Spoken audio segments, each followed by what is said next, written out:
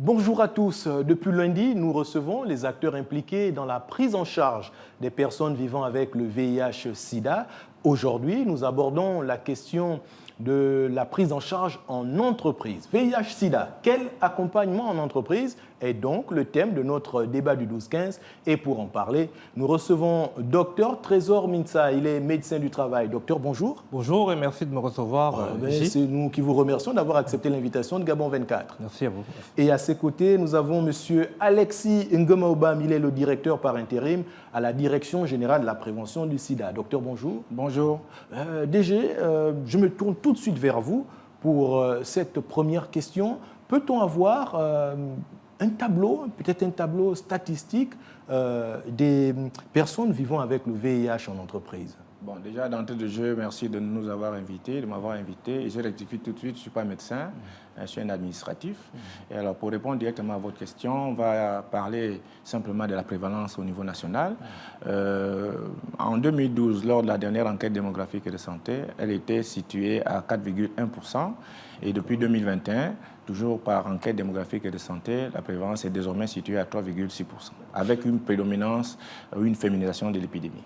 D'accord. On parle donc de 4,5% à 3,6%. 4,1% à 3,6%. À 3,6%, une progression positive, donc une diminution des personnes contaminées. Oui, disons qu'on est sur le chemin des objectifs que le pays doit atteindre, conformément à ce qui est des engagements pris.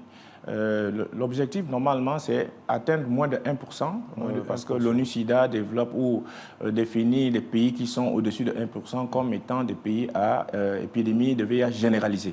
Donc, nous devons redoubler d'efforts, d'intensification de sensibilisation, de dépistage, pour ramener justement cette prévalence comme le pays. Loin du compte, mais dites, en entreprise, est-ce qu'on a quand même quelques chiffres en entreprise? Alors, déjà signaler que l'outil qui nous sert de bréviaire ou de boussole, c'est le plan stratégique national de lutte contre le VIH-Sida. Actuellement, c'est le plan 2023-2027. Alors, la lutte contre le sida, disons, a lieu ou est mise en œuvre par 3 secteurs. D'abord, le secteur public, c'est-à-dire l'État, le secteur public civil et militaire. Ensuite, le secteur privé, donc les entreprises. Et enfin, la société civile. Alors, on n'a pas vraiment de statistiques parce que c'est un des, disons, on va dire, un des aspects ou des points où la lutte doit vraiment être menée vraiment avec toutes les entreprises, doit être impliquées beaucoup plus. Déjà, disons-le clairement, si on n'a pas la possibilité d'avoir des chiffres précis, comment arriver à aider à la décision? Comment, finalement, les décideurs pourront agir là où il faut? Alors, on va dire qu'en termes de statistiques, disons, nous avons des données qui sont issues de l'enquête démographique et de santé, qui sont des données fiables, parce que c'est une enquête qui a été réalisée avec des partenaires internationaux du Gabon. À ce niveau-là, il n'y a pas de souci. Maintenant, si on désagrège, on veut voir dans le détail, c'est là où le souci peut se poser, c'est-à-dire au niveau des entreprises, déjà savoir quelles sont, par exemple, les entreprises qui disposent en leur sein des comités d'entreprise de lutte contre le VIH-Sida. La même question se pose également au niveau des institutions, les ministères. Mais à ce niveau déjà, à qui incombe la responsabilité?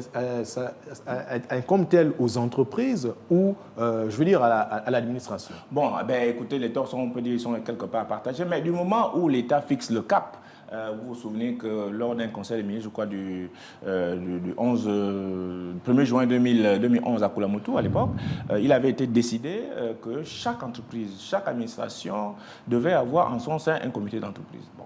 Mais après, il y a des entreprises qui se sont manifestées en mettant en place des comités d'entreprise de lutte contre le VIH-Sida. D'autres n'ont pas suivi. Et beaucoup pensent que bon, c'est une obligation qu'on leur fait maintenant. Ça fait partie de leur responsabilité sociétale pour permettre aux travailleurs de vivre dans de bonnes conditions, de travailler, d'être dans de bonnes conditions et d'être performants. Parce que c'est un aspect très important. La performance pour des personnes qu'on peut qualifier de vulnérables.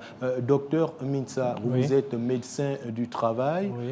Vous exercez en entreprise, vous êtes au contact des personnes vivant avec le VIH dans les entreprises où vous exercez? Si vous me permettez, je vais déjà me présenter. Je suis docteur Mintsa, médecin du travail et directeur de la santé au travail. Donc je suis au niveau de la Direction générale de la sécurité santé au travail du ministère du Travail et de la lutte contre le chômage. Donc j'ai une responsabilité nationale dans ce cadre-là. Très bien. Voilà. C'est une problématique que nous rencontrons au quotidien. Vous savez bien qu'on fait des visites d'embauche, qu'on fait des visites médicales régulières et que dans certaines situations, avec l'autorisation des patients, on peut réaliser ces tests-là. La véritable problématique aujourd'hui, c'est qu'il faut avoir l'autorisation des patients pour réaliser les tests. Comprenez? Donc, ce n'est pas fait de manière systématique. Il y a beaucoup d'employeurs qui voudraient soutenir la démarche, mais qui, du fait de l'hésitation des patients devant cette situation, ne peuvent pas financer le test du VIH. C'est également le cas pour beaucoup de patients qui voudraient le faire, mais qui n'ont pas l'accord des patients. Ce qui fait que finalement, on ne peut pas avoir une idée globale puisque ce n'est pas fait systématiquement. D'accord, très bien. Alors, à partir de cet instant, sur cette question donc, des personnes vivant avec le VIH en entreprise, qu'est-ce qui est fait? Est-ce qu'il y a quand même des séances de sensibilisation régulières? Globalement, il est possible, dans le cadre de nos visites, autant visites d'embauche avec l'autorisation des patients, visites régulières, annuelles régulières, ou alors des visites occasionnelles chez des personnes qui ont des symptômes qui ne se portent pas très bien et pour lesquels on est obligé de faire un bilan. Il est possible qu'on pose le diagnostic du VIH-Sida. Mais dans ces cadres-là, on initie d'abord le diagnostic et lorsqu'on a posé le diagnostic, on oriente vers des personnes qui sont spécialisées pour la prise en charge. On oriente vers des personnes, justement, j'allais poser la question de savoir comment ça se passe au quotidien une fois qu'on est face à des personnes contaminées. Quels sont les conseils qui sont donnés? Quelles sont les mesures qui sont prises, par exemple, globalement, pour protéger les autres? On essaie de tout faire, d'une part d'abord pour mettre l'accent sur le malade. Parce qu'il faut, c'est quand même une annonce qui est le plus souvent traumatisante. Et donc, il faut être capable d'accompagner le malade de manière suffisamment optimale, d'une part pour qu'il accepte le diagnostic, d'autre part pour qu'il accepte la prise en charge du médecin traitant. Ensuite, il va commencer son traitement et il reviendra en entreprise. Il faut également être capable de garder le secret médical parce que l'employeur n'a pas d'intérêt à avoir les résultats du test. Très bien. L'employeur n'a pas intérêt à avoir les résultats du test. Ça reste un élément qui reste dans le secret médical. Alors, à partir de cet instant, Monsieur le directeur de la prévention, je me tourne vers vous. Y a-t-il des mesures particulières en ce qui concerne les personnes qui sont porteuses de VIH en entreprise?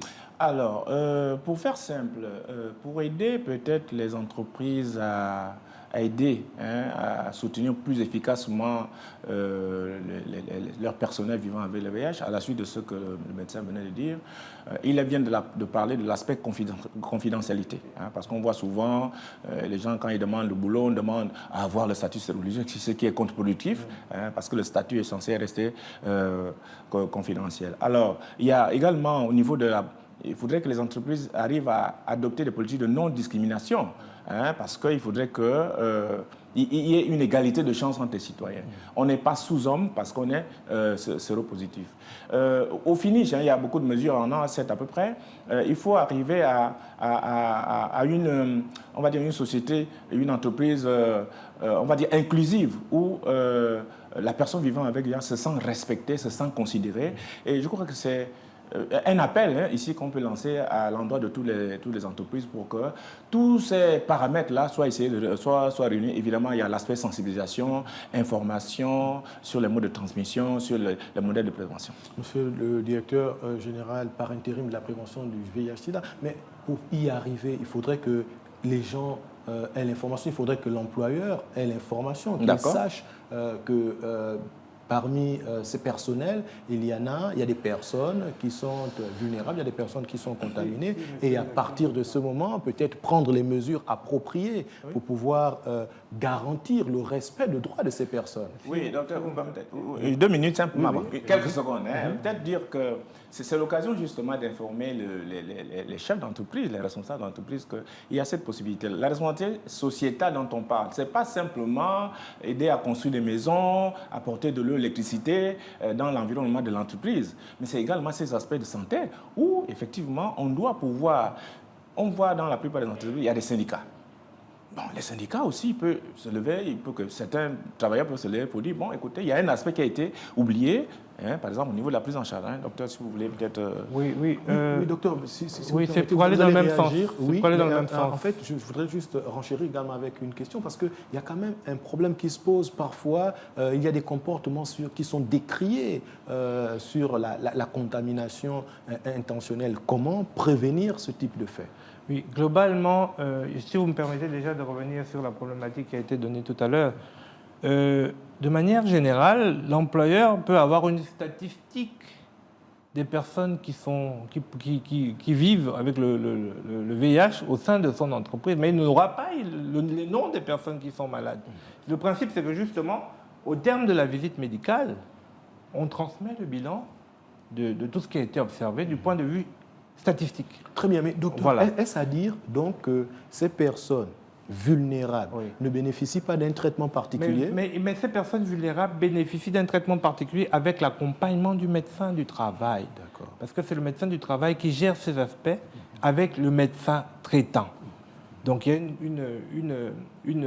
un échange, des échanges qui sont permanents entre le médecin du travail et le médecin traitant. Et dans ce cas-là également, et on a cette chance-là, soit au niveau de l'entreprise, mais un peu plus souvent au niveau du médecin traitant, on a un psychologue qui va également continuer la prise en charge qui a été initiée autant dans l'entreprise qu'au niveau des médecins traitants. Et sur la question qui peut arriver, hein, des contaminations intentionnelles, Oui. est-ce qu'il y a des mesures qui sont prévues justement pour prévenir ce type de... Bon, il faut dire que globalement, ces contaminations peuvent dépendre des postes de travail. Je vais vous expliquer, quelqu'un qui travaille dans un bureau ne va pas forcément, de manière directe, avoir l'opportunité de contaminer un collègue. On a des cas de contamination qui peuvent exister dans le milieu de la santé, par exemple. Ça s'appelle les accidents d'exposition au sang, des accidents d'exposition au risque biologique. Et donc, dans ce cas-là, il y a toute une procédure qui est initiée pour protéger les personnels qui interviennent. Laquelle? Peut-être c'est l'occasion de nous en parler, Voilà. de nous en dire un peu plus sur cette procédure. De manière générale, on a des actions immédiates. Les actions immédiates, c'est rapidement stériliser, vérifier si la personne source est porteuse du VIH. Si c'est le cas, donner un traitement immédiatement. Ensuite, se faire accompagner, parce que c'est souvent un accident du travail. Donc, se faire accompagner par l'employeur, de manière générale, par le médecin du travail, pour que la prise en charge soit faite et pour qu'on puisse initier des vérifications 1 mois plus tard, 3 mois plus tard et 6 mois plus tard. Voilà. Monsieur le directeur, Oui, je voulais juste dire un vous petit mot. Je réagir. crois que sur ce même plateau, il y a quelques jours, j'avais été interrogé sur cette question de la transmission volontaire du virus. Hein. Alors, il faut dire qu'elle dépasse le cadre du travail, c'est de manière générale, hein, que ce soit vous soyez travailleur ou vous ne le soyez pas. Alors, au niveau du code pénal, par exemple, il y a une disposition claire, c'est l'article 383.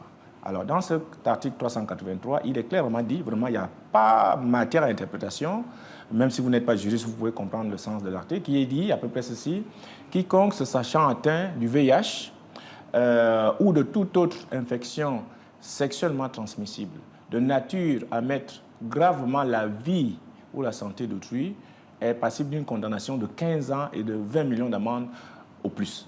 Donc, c'est une disposition qui est claire. Mais toujours est-il qu'il s'agira d'arriver à la déterminer, preuve. oui, Non, justement. à la preuve, parce que c'est ça l'inconvénient. C'est vrai qu'en menant des enquêtes, on pourra savoir que telle personne, effectivement, se savait contaminée, mais il faudra aussi prouver que, bon, voilà, c'est cette personne exactement, c'est elle qui... Donc, à ce niveau-là, il y a cette disposition claire du Code pénal, l'actuel d'ailleurs, qui a été élaboré, validé en 2019. Alors, monsieur le médecin du travail, je me tourne vers vous pour savoir, on a par exemple en entreprise des tâches différentes, parfois il y a des tâches manuelles différentes, des tâches qui sont des tâches plutôt liées à la conception. Est-ce qu'une personne qui est atteinte du VIH va continuer à exercer les mêmes tâches, même si voilà, ces tâches-là peuvent être des tâches qui sont physiquement contraignantes? Oui, en fait, on a dit justement qu'il ne fallait pas stigmatiser le malade. Voilà. Et il y a ce qu'on appelle l'analyse du poste de travail pour définir l'aptitude du travailleur.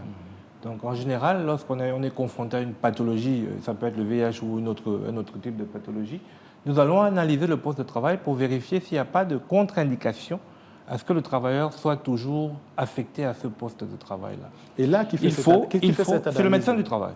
C'est le médecin du travail dans le cadre de ses fonctions. Saisi par l'employé ou par l'employeur? Non, en fonction de la situation. Parce que vous avez bien dit que l'employeur ne doit pas être informé de la situation. Donc c'est le médecin du travail qui a participé au diagnostic, qui va constater et qui va initier une démarche au niveau du poste de travail du travailleur. Et lorsqu'il se rend compte qu'il y a des éléments qui ne favorisent pas autant l'amélioration de son état de santé que la productivité, il va donc faire ce qu'on appelle un aménagement de poste.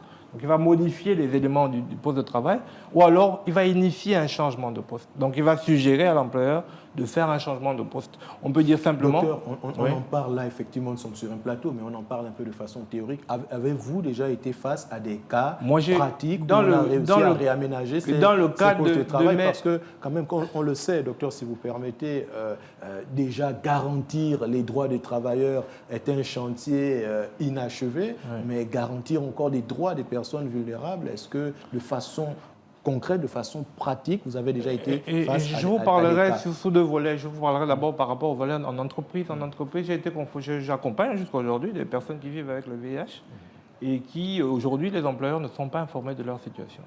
Voilà, donc on se bat au quotidien pour que les accompagner toujours dans le respect de cette confidentialité-là. Maintenant, également, on a eu des cas où des choses ont été initiées, parce que je suis au niveau de la Direction générale de la sécurité santé au travail, je suis directeur de la santé au travail là-bas, et donc on a des inspecteurs qui ont des dossiers où il y a eu des cas de stigmatisation et où on se bat justement pour que l'employé puisse pouvoir bénéficier de ses droits. Autant insister pour que cette personne reste à son poste de travail. Et là, quels sont les types de cas auxquels vous avez déjà fait face? Je vous donne un exemple. On a par exemple des personnes qui ont été informées d'un statut sérologique et qui voudraient initier un licenciement en fonction soit d'une faute, soit d'une période qu'on impose à l'employé, ça veut dire de 6 mois, de sorte qu'après il soit orienté vers la CNSS. D'accord. Voilà. Donc, dans ce cadre-là, si ce n'est pas un médecin qui a initié, l'employeur n'a pas à initier cette démarche-là. Et voilà. Donc, lorsqu'on se rend compte, en fonction du bilan, que c'est cet aspect-là qui apparaît, on attire l'attention de l'employeur pour que... Et d'autre part, également, les éléments réglementaires aujourd'hui, autant dans le Code du travail qui insistent sur le volet d'opposition à la stigmatisation, autant le Code pénal, on a quand même aujourd'hui un certain nombre d'éléments réglementaires qui permettent de soutenir les personnes vivant avec le VIH. Alors, monsieur le directeur de la prévention du sida, je me tourne vers vous. Y a-t-il d'autres éléments qui concourent justement à la garantie de la préservation des droits des PVVIH en entreprise? Alors, moi, je m'inscrirais un peu dans une logique beaucoup plus générale, parce que ce soit en entreprise, ce sont des citoyens. Parce qu'on peut être employé aujourd'hui et se retrouver au chômage demain. Et dans ce cas, si on élabore des droits simplement pour les travailleurs, quand on n'est plus travailleur, donc on n'est plus assujetti au même droit. Déjà, on sait qu'il existe bien une législation spécifique au travail. Oui, oui, effectivement, il y a déjà le Code du travail, comme il l'a dit, c'est ce qui encadre le travail. Justement, en fait, c'est là où je veux en venir. Est-ce que le Code du travail prévoit justement ce type de cas relatifs aux personnes vulnérables? Alors, on peut prendre la Constitution. L'actuelle, par exemple, a été validée, adoptée par les Gabonais. La Constitution, elle est au-dessus de toutes les autres lois. Alors, la Constitution garantit l'égalité de tous les citoyens. L'accès à un emploi décent, etc., etc. Et donc, à partir de ce moment-là, tout ce qu'il y a à faire, peut-être pour les responsables des entreprises, les juristes des entreprises, c'est essayer de voir, d'être en adéquation avec ce qui est dit, non seulement l'esprit, mais également la lettre, notamment de la Constitution. Donc, à ce niveau-là, il n'y a pas au Gabon, par exemple, une loi spécifique adapté à la lutte contre le VIH-Sida. Je rappelais au cours d'une intervention par ailleurs qu'en 2004, les parlementaires gabonais, je crois, qui avaient assisté à une réunion en N'Djamena au Tchad, avec les parlementaires arabes et africains, au cours de laquelle il avait été retenu d'élaborer une loi type que chaque pays devait adapter à son contexte. Cette loi-là devait garantir les droits et devoirs de la population générale, des personnes vivant avec le VIH et des personnes infectées et affectées. Il se trouve que 20 ans plus tard, et je crois qu'en faisant nos recherches, ça correspondait à peu près à la 10e législature, le Gabon est l'un des rares pays à ne pas avoir une loi spécifique où on décrit vraiment les droits et les devoirs de chacun.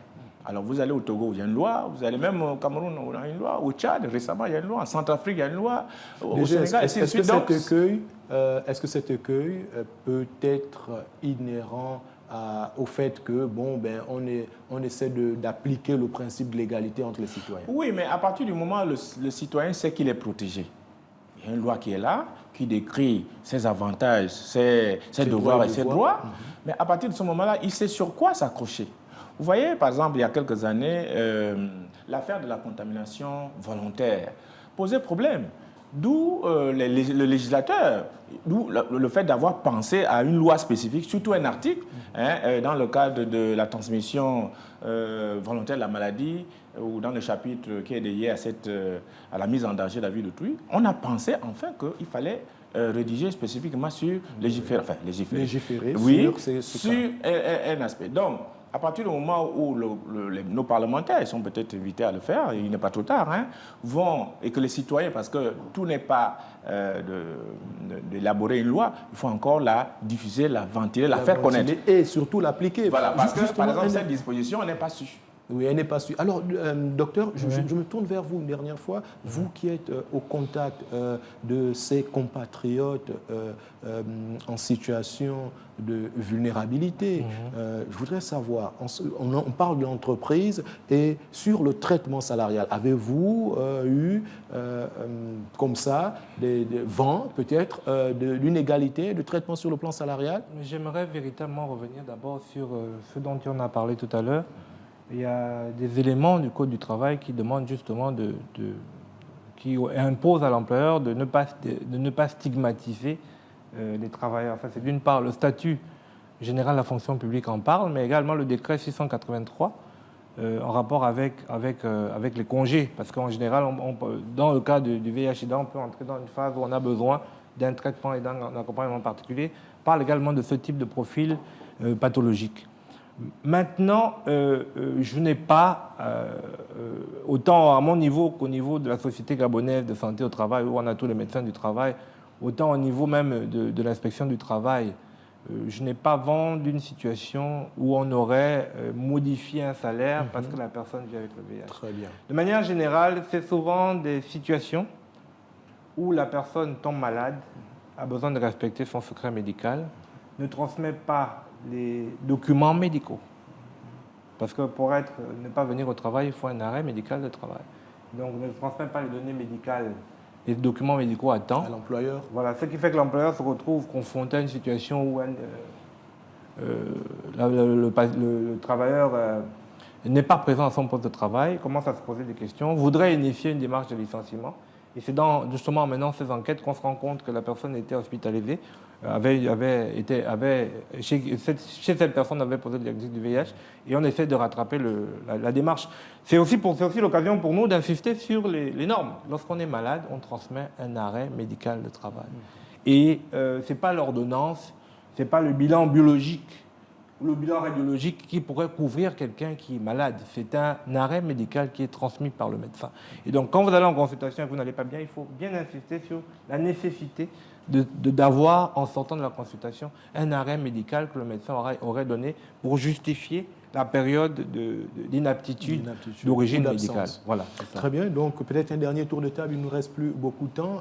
Déjà, je me tourne également vers vous. Quelles peuvent être les recommandations qui pourraient prévenir davantage les actes, entre guillemets, de stigmatisation des personnes vulnérables en entreprise? Alors, le thème de la journée mondiale du sida de cette année avait trait aux droits humains. Je lance un appel ici aux entreprises à respecter les personnes vivant avec le VIH. Ce ne sont pas des sous-hommes, d'accord? De promouvoir un environnement inclusif, comme je l'ai dit tantôt, où les gens se sentent valorisés. Les droits humains, c'est ne pas divulguer le statut sérologique d'une personne. Les droits humains, ça je le vois même dans un autre cadre. Par exemple, je vois dans les institutions bancaires où quelqu'un va demander un crédit, on lui demande d'apporter les résultats de son test sérologique. Ça va à l'encontre des droits, ça va à l'encontre de tous les droits. Parce qu'on a le statut médical est confidentiel. Il n'y a que le patient et le médecin qui doivent le connaître. Bon, donc, c'est une invite en fait à tous et à chacun de se ressaisir. Ce sont des compatriotes, ce sont des populations qui ont droit à la vie, qui ont droit à tout, hein, comme toutes les populations. Donc, le message, c'est justement que tout le monde aille dans le même sens, dans le sens de la promotion des droits humains pour chacun, qu'on soit personne vivant avec le VIH ou personne non infectée. Les personnes non infectées, c'est ici que prend fin déjà cette discussion sur, je le rappelle, le thème VIH-Sida, quel accompagnement en entreprise. Et je rappelle que nous recevions M. Trésor Minsa, qui est médecin du travail et directeur de la santé au travail. Directeur de la santé au travail. Et à ses côtés, M. Alexis Ngemaoubam, vous êtes directeur général par intérim à la prévention du sida. C'est déjà la fin du débat du 12-15 de ce jour. Mesdames et messieurs, gardez l'écoute, nos programmes se poursuivent sur Gabon 24.